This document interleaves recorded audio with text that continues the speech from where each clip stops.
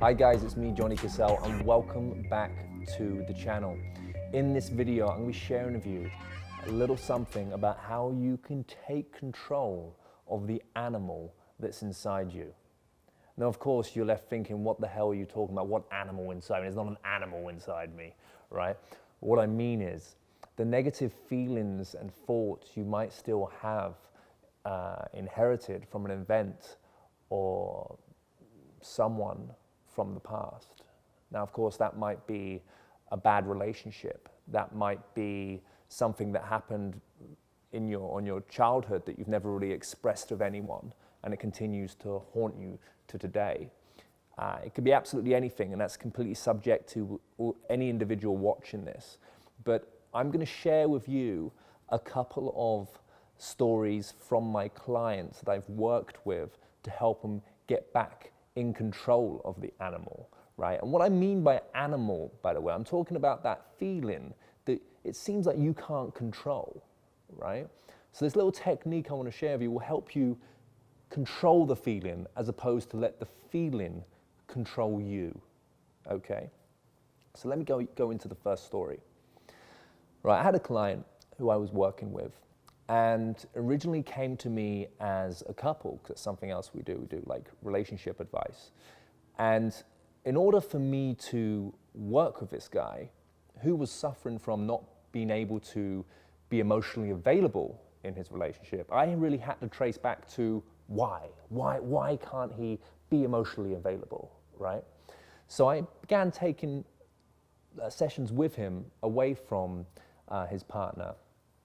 And what we managed to trace it back to is an incident that happened when he was in like the playground, right? He was in the playground, and he was very young. He was very he was sweet and innocent at that age, and he liked a girl, right? He liked a girl, and she said, okay. And there was this other guy that liked this girl as well, and she couldn't make up her mind. She was playing with this guy. She couldn't make up her mind whether who to go for.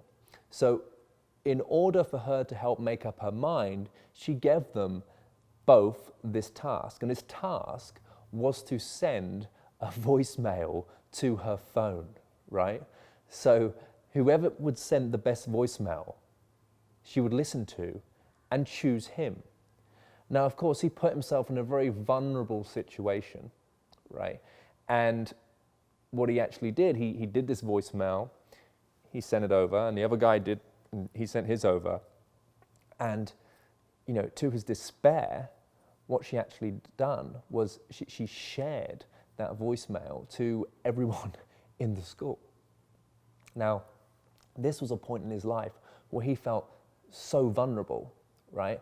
And it was a point in his life, probably for the first time, to an outsider, he actually showed his emotion, showed his raw feelings towards someone. He put himself on the line. And what happened is he was tracing back. It was that event in his life that he'd almost forgotten about, but it existed there subconsciously, that was affecting the relationships he was having that mattered in his life today. And that was the thing that was causing the tension, the negative tension in his relationship, because he wasn't able to be emotionally available for the person that matters, right? So the first step is the awareness, right? Just take a moment right now and think, what are those things in my life that have held me back, right? That have stopped me from doing this or contribute to a certain behavior, right? And another thing he shared with me was that he was becoming more and more distant from his sister, right? His sister was like 18, and he was like in his mid 30s, and he'd realized he never really got to know her, right? And I was like, well, that's interesting. Well, how do we bring you guys closer?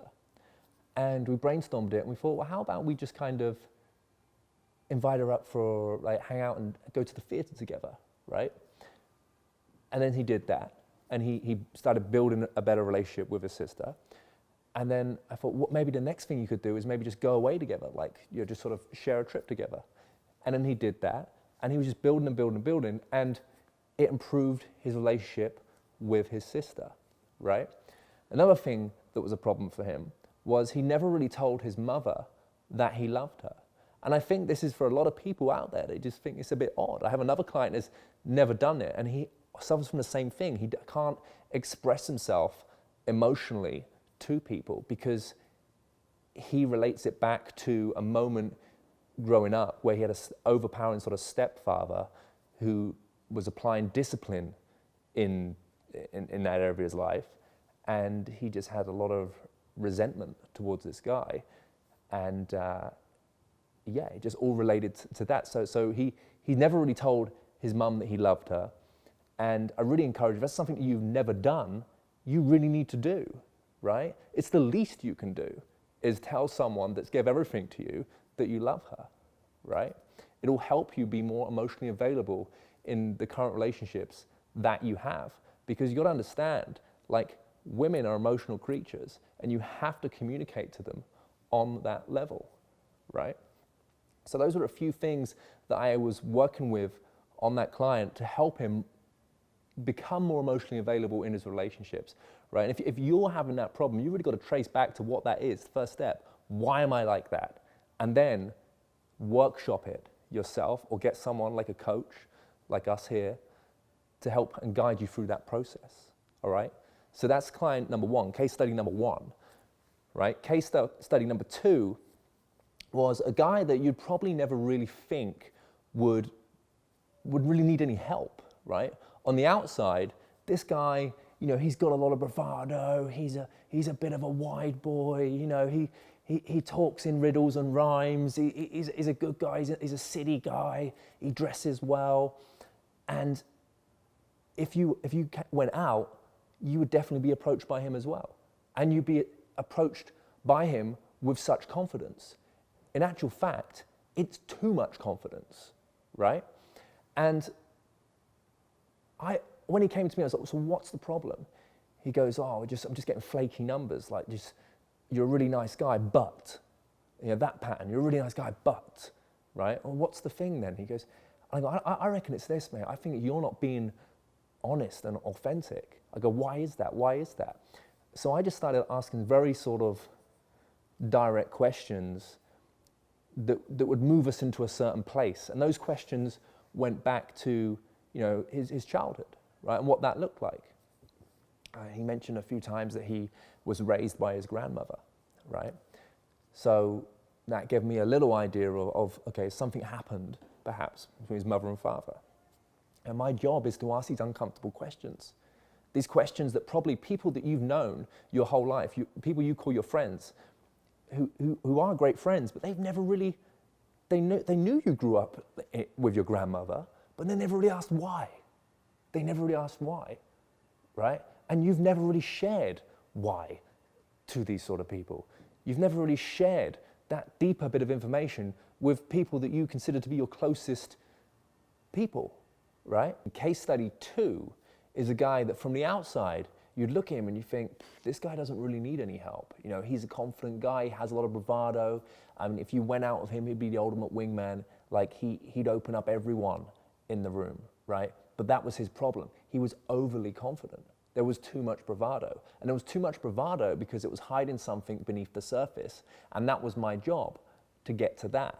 He came to me and was like, look, I go out, but I'm always like, yeah, you're really, the feedback he was getting from women was, oh, you know, you're really great, but, you're a really nice guy, but, you know, and he was getting flaky numbers. So I really had to kind of get to that place as to why. Why do you behave in that way? Why do you put on this big personality, big persona?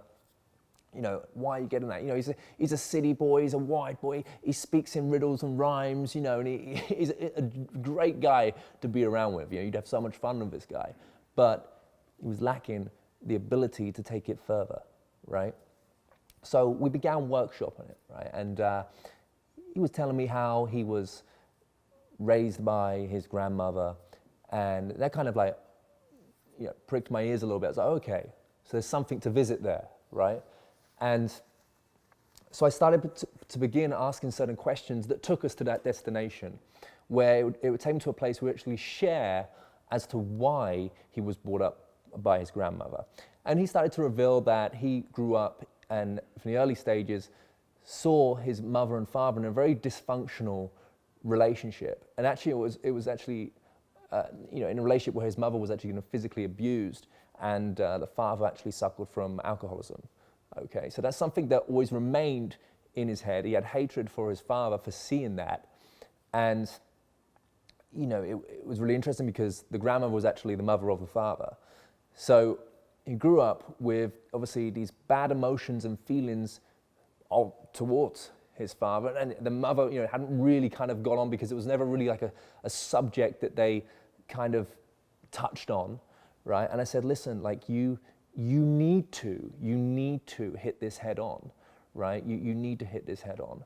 You need to speak to your mother and you need to speak to your father. And this is the transition from going boy to man. And the transition is sitting your father down and going, look, from like not from a negative place, but very even kind of middle playing ground, and just asking, listen, like, I'm a bit older now, and so I understand, and I don't make the mistakes that I saw that you made in your relationship with my mother.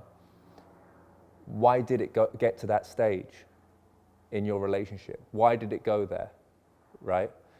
And just have that chat, right? Because if you don't get this out, it's gonna stay in and it's gonna eat you, right? And it's gonna improve your relationship, not only with others outside, but the relationship you have with yourself. You're gonna be on top of yourself.